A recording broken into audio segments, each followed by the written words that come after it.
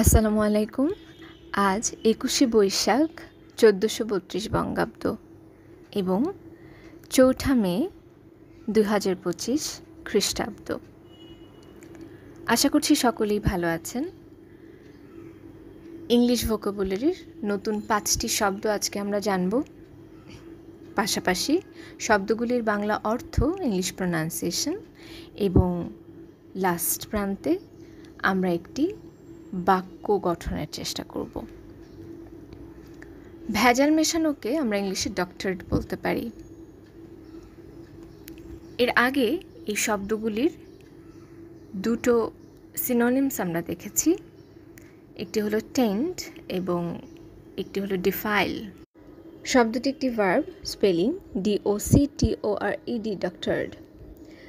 ঘাড় বা গলার ধমনী সংক্রান্ত কিছু বোঝাতে আমরা ইংলিশে ব্যবহার করতে পারি জুগুলার।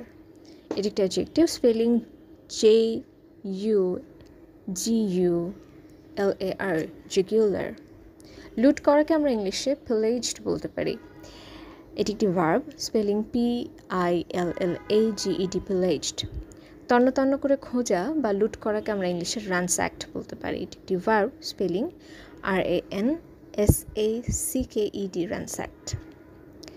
এবং আঘাত করা বা জোরে মারাকে আমরা ইংলিশে ওয়্যাক বলতে পারি। এটি একটি ভার্ব, স্পেলিং WHACK, ওয়্যাক।